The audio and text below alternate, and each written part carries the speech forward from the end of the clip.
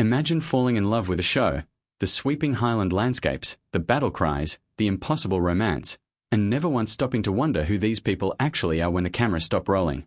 That's what most Outlander fans never think to ask. But the answers?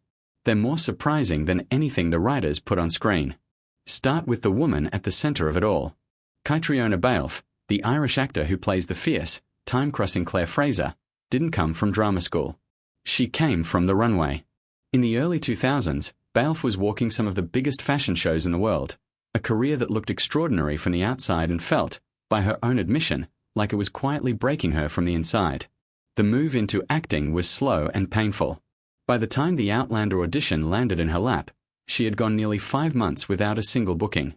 But here's the part nobody talks about.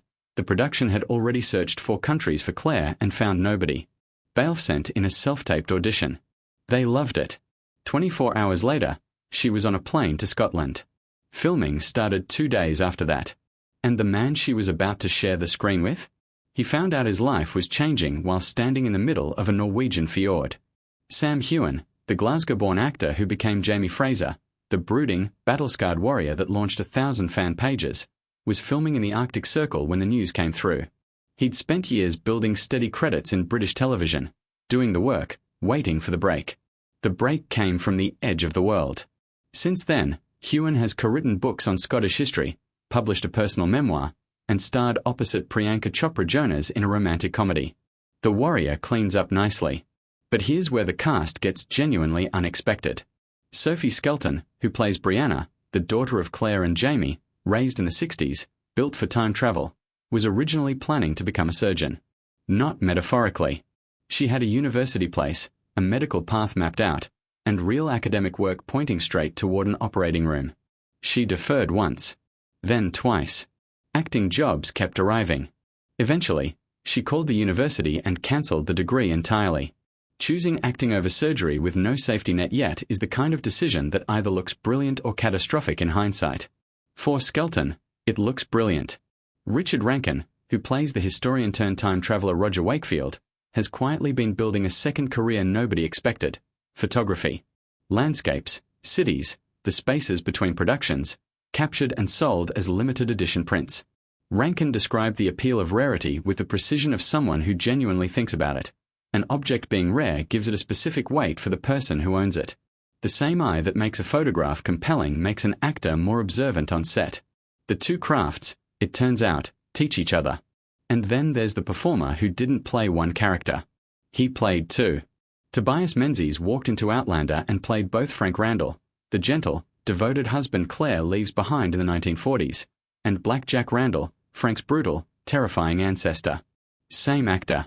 Completely opposite men. Separated by centuries and by the entire emotional spectrum. Menzies trained at the Royal Academy of Dramatic Art, played Marcus Brutus in Rome, Ed Matully in Game of Thrones, and then Prince Philip in The Crown. The period drama credentials are almost unfairly stacked.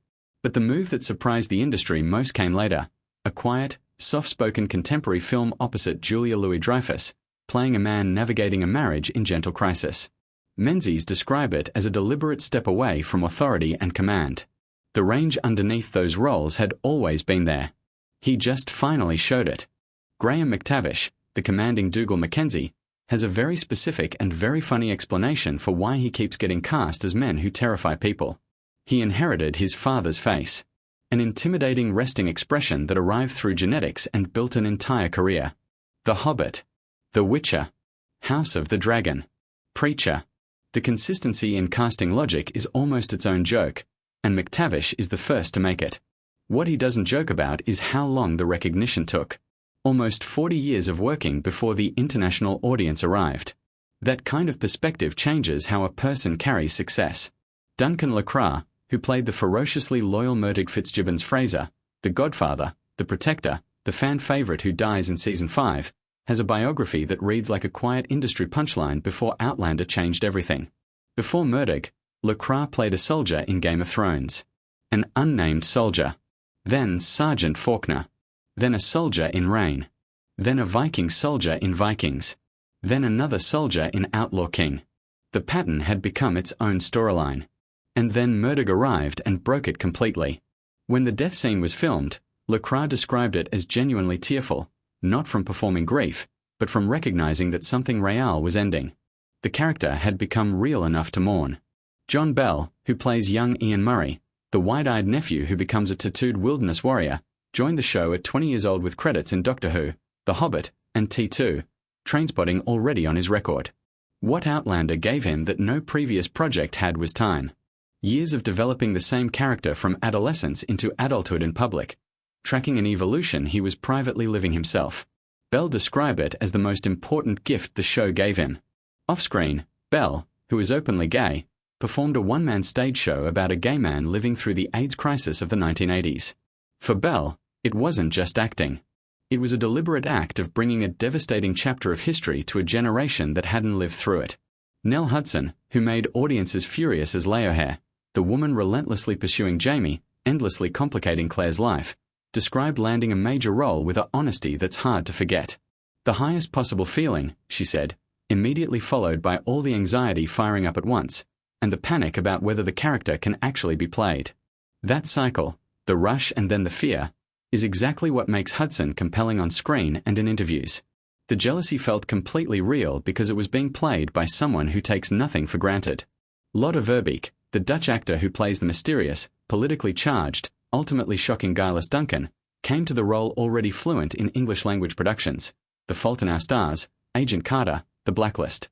But Gillis required something specific, a willingness to go to dark places without hesitation, from day one, across seasons of slowly building complexity. Executive producer Matthew B. Roberts said Verbeek arrived completely prepared for all of it. When Season 3 finally gave Gillis full expression, Verbeek described it as something she had been waiting to explore since the beginning. The patience required to build a character toward its darkest point across years of filming is its own kind of discipline. César Domboy, the French actor who plays the adult Fergus Fraser, the orphan thief who becomes one of Jamie's most trusted companions, had never seen a single episode of Outlander before auditioning. Rather than guessing his way through the character, he watched the entire series from the beginning, caught up completely, and then specifically studied the younger actor who had played Fergus in earlier seasons to understand the physical rhythms he needed to carry forward. The preparation was meticulous, and the performance showed it. His on-screen wife, Marza Lee, is played by Scottish actor Lauren Lyle, who arrived without drama school training, having been rejected by several institutions before building a career through sheer persistence. By 2022, Lyle was leading her own detective drama series as the title character. The leap from ensemble to lead is significant. She described it as a completely different world of responsibility. And then there are the Legends Outlander placed in roles that most shows would never dare fill with that level of talent. Frances de la Tour, a BAFTA winner who got her break in the 1970s and went on to appear in Harry Potter and Tim Burton's Alice in Wonderland, played a compassionate Parisian nun. Tantu Cardinal, the Canadian Cree actor who starred in Dances with Wolves, Legends of the Fall, and then gave one of the performances of her career in Martin Scorsese's Killers of the Flower Moon, appeared in 4 episodes as a Cherokee elder. Gary Lewis, who played the clan chief Colin Mackenzie and found fame as the father in Billy Elliot, made the quietly interesting observation that Outlander is far more famous in Australia, America, and Canada than it is in Scotland, where the story is actually set. And Natalie Simpson, primarily a Royal Shakespeare Company performer, described the precision of Shakespearean language with real technical clarity. The text itself, she said, delivers a performer straight to a genuine emotional state without the detours that more naturalistic writing sometimes requires. The costumes come off. The Highland mist clears. And what stands underneath is a group of authors, photographers, surgeons who chose stages, and stage legends who spent 8 seasons building something that millions of people across the world love without quite knowing who was actually making it. Now you do.